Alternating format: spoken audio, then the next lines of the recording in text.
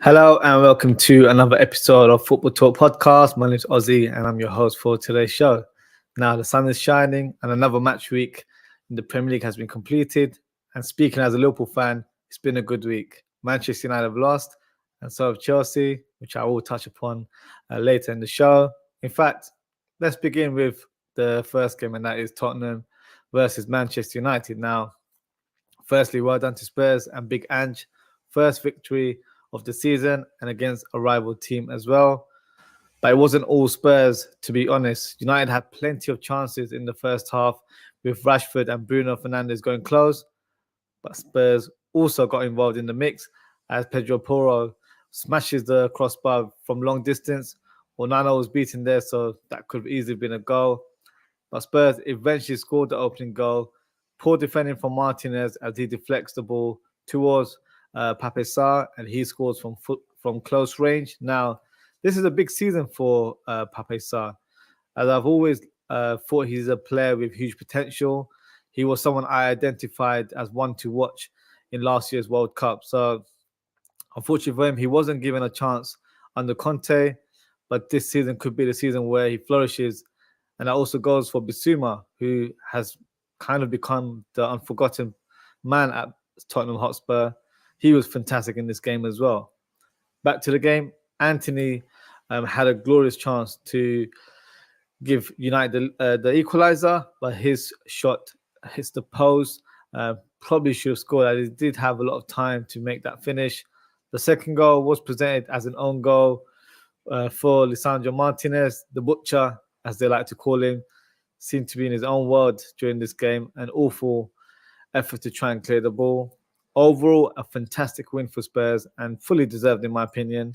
Now, big concerns for Manchester United. And I'm not just saying it because of this defeat or because I'm a rival fan. Speaking as a neutral, I think their away form is very questionable. It was the case last year, and I think this season it could be the same again. They seem to lack presence or a bit of bite in their play whenever they play an away fixture. They've had a poor preseason as well, losing 3 consecutive games, and the players just don't seem to be up to the level that the fans expect. Despite the squad additions, I don't actually think they've improved the squad altogether. United fans should be worried, but maybe they can sign a couple of players before the end of the window, and that could change the landscape altogether and possibly strengthen their squad. But with less than 10 days until the transfer window closes, it's not looking good, to be fair. Next game, Liverpool versus Bournemouth. So Liverpool claimed their first home win of the season, and what a performance it was. But it wasn't the best of starts for Liverpool as they concede in the opening few minutes. Poor touch by Trent to give the ball away. And Semenyo smashes the ball in the bottom corner. But it was Luis Diaz who gets the equaliser for Liverpool, and it was an acrobatic finish, and what an unbelievable goal it was. Szoboszlai gets fouled in the box, but Rothwell, sorry. Some may say it's a soft penalty, but for me, there was no contact on the ball. So according to the letter of the law, it's the right call and the right decision. So Mo Salah steps up for the penalty. Neto saves the initial effort, but Salah manages to score the goal from the rebound. Now, a big moment in the game was when McAllister fouls Christie in a 50-50 challenge. I think most fans would expect that to be a yellow card, but the ref gives a straight red. An awful decision by the referee, Thomas Bramall. And in fact, today, Liverpool have made an appeal to get that decision overturned, and rightly so. So hopefully Liverpool can have McAllister available in the upcoming games. The third goal, Szoboszlai shoots from long distance. Neto saves it, but Jota gets on the end of it like a true predator in the box, and he claims his first goal of the season. So a very satisfying result for Liverpool.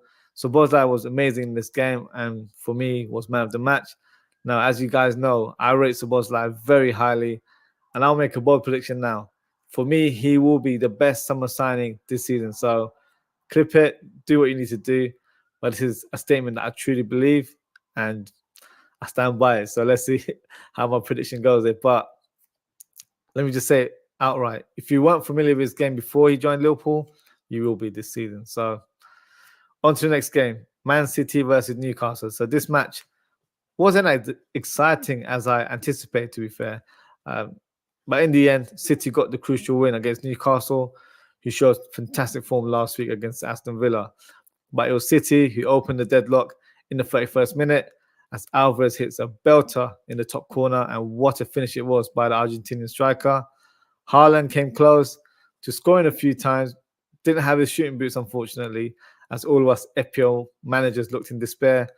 In the end, City got the vital 3 points, and that is the main thing at this stage of the season.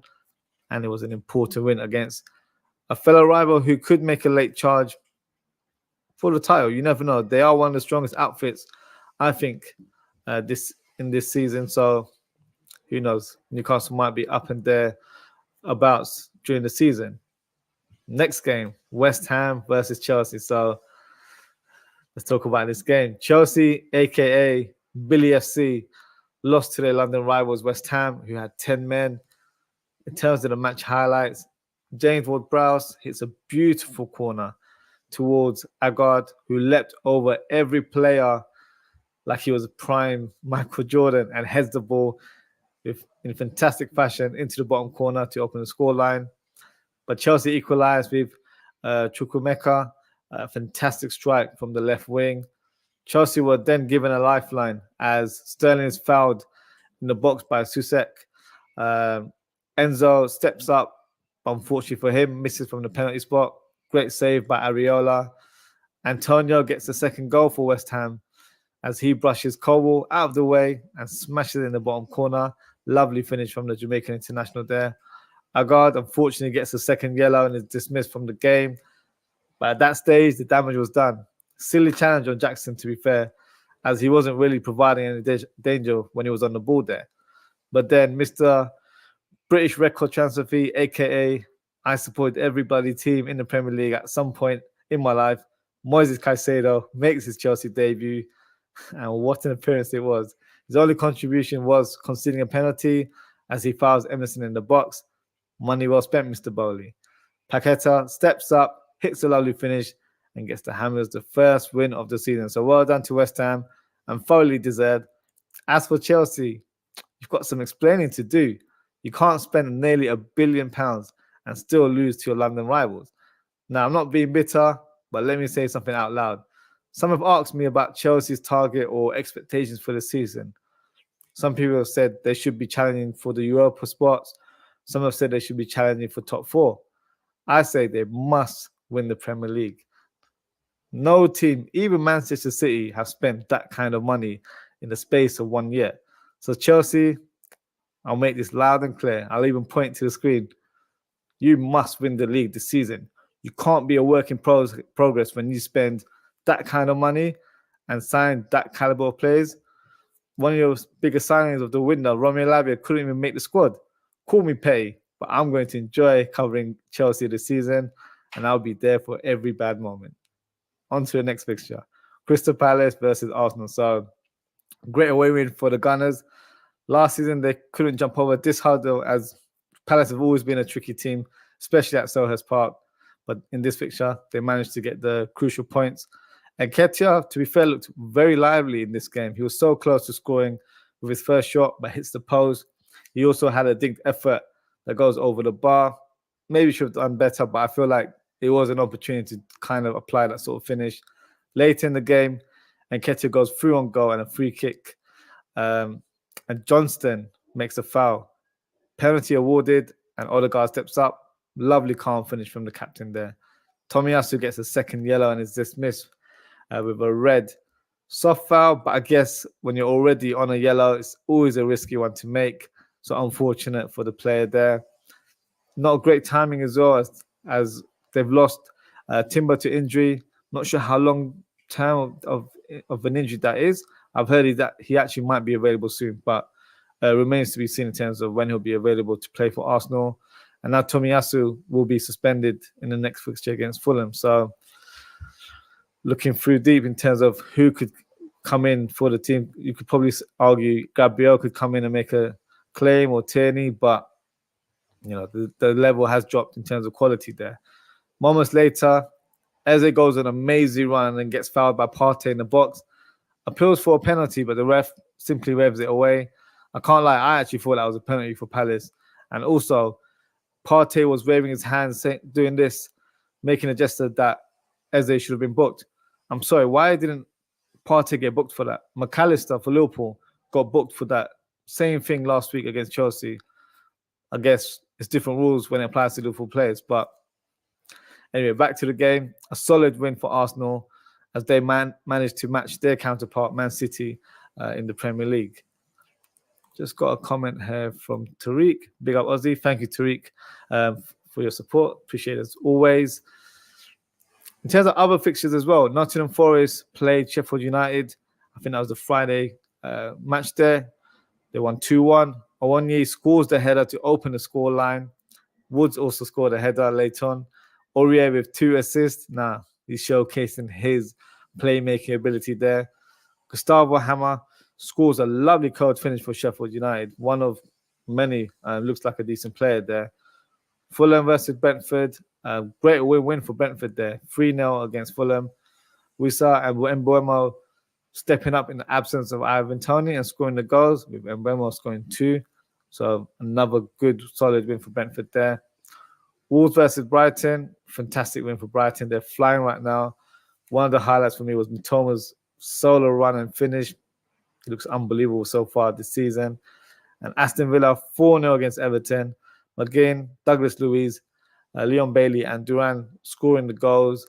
Everton were absolutely shocking, to say the least. It's not looking good for them, if I'm being honest. Could this be the season where they actually can't wing it anymore and unfortunately get relegated? Well, I say it unfortunately, but inside I'm smiling as a Liverpool fan. But remains to be seen. Another player that really stood out for me, he didn't get on the score sheet, but how good was Moussa Diaby? You know how I feel about Moussa Diaby, guys. I'm jealous, I can't lie. So it's better that we move on and announce the FPL Manager. And the FPL Manager of the week is Nigel Mangan, whose team name is Klopp of the Pops. And he attained 72 points this week. So well done to Nigel. I had a little sneak peek of your team. You made Salah triple captain, which was an interesting choice. Nevertheless, he did really well in terms of where he stood. I got 51 points. I'm currently 31st position, only 60 points behind from top spot, but I'll be back. Long season to go. Just got another comment here from Ensman TV. Big up, bro. Speaking of Ensman TV, we will be doing a match preview together on Thursday. Time to be confirmed. So make sure to follow me on social media. You can follow me at OzzieFTP, or you can follow me at Ozzie.ftp on Instagram, Threads, and TikTok.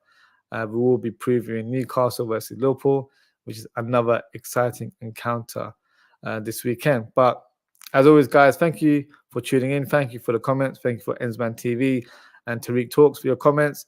If you haven't already, please don't forget to like, comment, share, and subscribe. As always, guys, you can always join the FPL League. It's never too late. So the code is right at the top there, M7HKKS. It's never too late. You'll get added at a later time. I think if you do it before Saturday, you will be added to the league. So yeah, we've got Esman TV saying, cool, bro. Looking forward to the collab. As always, guys, take care. Stay safe. See you all on Thursday. Enjoy the rest of the day or evening, wherever you are in the world. Hope to see you all soon. Goodbye.